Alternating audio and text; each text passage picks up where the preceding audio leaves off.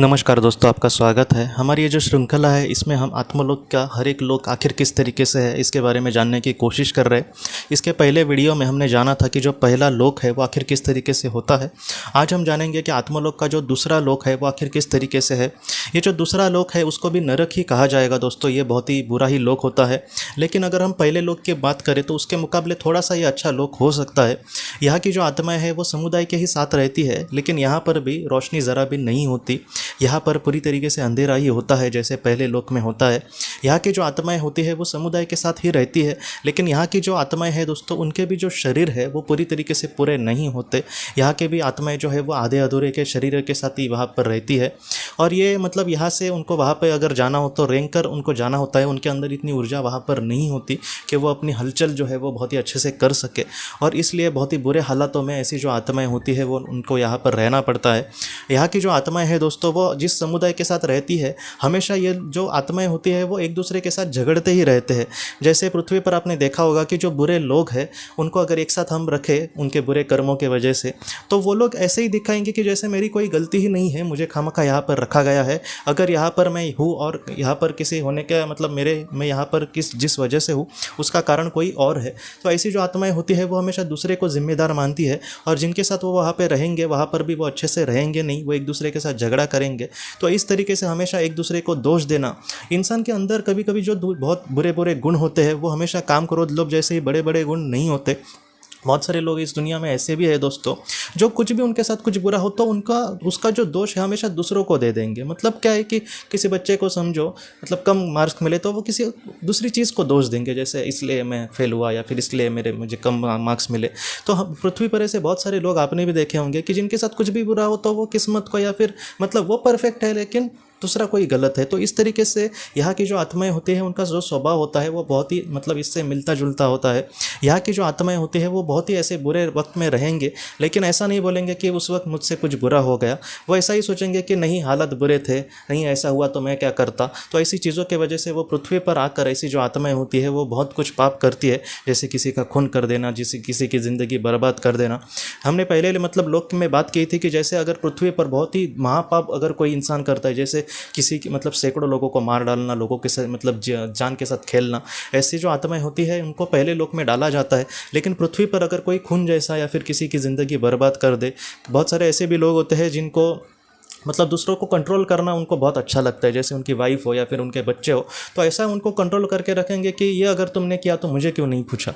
तो ऐसे जो लोग होते हैं दोस्तों, ये लोग मतलब देखने के लिए देखा जाए तो पाप इतना बड़ा नहीं है वो दूसरे को कंट्रोल करना या फिर दुख देना, लेकिन ऐसे जो पाप है दोस्तों वो बहुत ही ज़्यादा मात्राएँ मतलब डालेंगी पाप में, उनके मतलब पाप में उनके इजाफा बहुत ही ज़्यादा और बहुत ही जल्दी करेंगी। और इस वजह से ऐसे बहुत सारे लोगों के साथ अगर उन्होंने बुरा किया है, मतलब ऐसे लोग किसी को मार तो नहीं डाल रहे लेकिन ऐसे लोगों के साथ मतलब बहुत ही ज़्यादा उनका वो कुछ बुरा कर रहे हैं, जैसे उनको मार पीट रहे हैं वगैरह।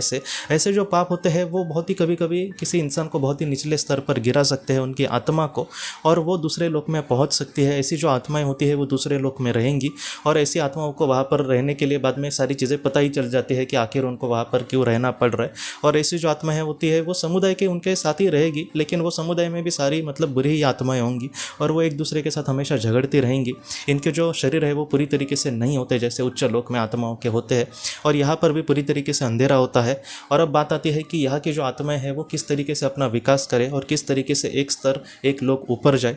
तो ऐसी जो आत्माएं होती है दोस्तों वो ज़्यादातर ये देखा गया है कि जिन्होंने बुराई को छोड़ना नहीं है, मतलब जैसे तीसरे लोक में ये समझो थे और इनको पता चला कि नहीं मुझे अभी कुछ अच्छा करके मैं जीवन में आगे बढ़ूंगा, लेकिन पृथ्वी पर आकर वो बुराई को छोड़ नहीं सके। जैसे कुछ उनको मिलने वाला है, किसी का समझो किसी गरीब इंसान का इनको मतलब घर ऐंठना है या फिर उसकी ज़मीन का पैसा खाना है या फिर ज़मीन को खाना है, तो इनको पता चल रहा है कि ये कुछ बुरा कर रहे हैं, लेकिन फिर भी ये सोचेंगे कि मरने दो, आगे जो होगा मैं मतलब कुछ भी करूँगा लेकिन मैं यहाँ पर अपना फ़ायदा देखूँगा। तो ऐसे जो लोग हैं अगर किसी को मतलब पूरी ज़िंदगी ऐसे बर्बाद कर दे या फिर उसको बहुत ही ज़्यादा मतलब दुख दे, तो ऐसी जो आत्माएं होती है वो दूसरे लोक में आएंगी।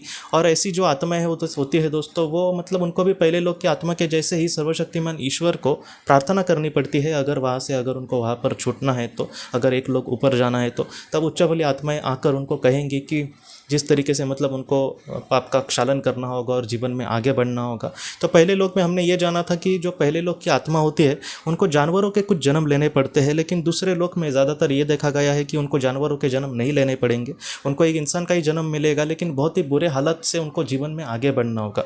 जैसे बहुत ही बुरे खानदान में बहुत ही बुरी जगह पे उनका मतलब जन्म हो सकता है, उनके माता पिता भी इतने अच्छे नहीं होंगे जो इनकी अच्छे से परवरिश करेंगे, बहुत ही बुरे हालत में उनको मतलब कुछ सामना उसका करना पड़ेगा, बहुत ही बुरी चीज़ें उनके साथ हो सकती है। तो इन सारी चीज़ों का बहुत ही अच्छे से अगर उन्होंने सामना किया तो हो सकता है कि कैसे कुछ जन्म लेने के बाद वो एक लोग ऊपर जाए, लेकिन ऐसी बुरी जो आत्माएं होती है उनको कुछ अच्छा करने के लिए बहुत ज़्यादा प्रयास करना पड़ता है। इसलिए ऐसी आत्माओं का सुधरना भी बहुत, सच कहूँ तो मुश्किल होता है, लेकिन ये इम्पॉसिबल नहीं होता।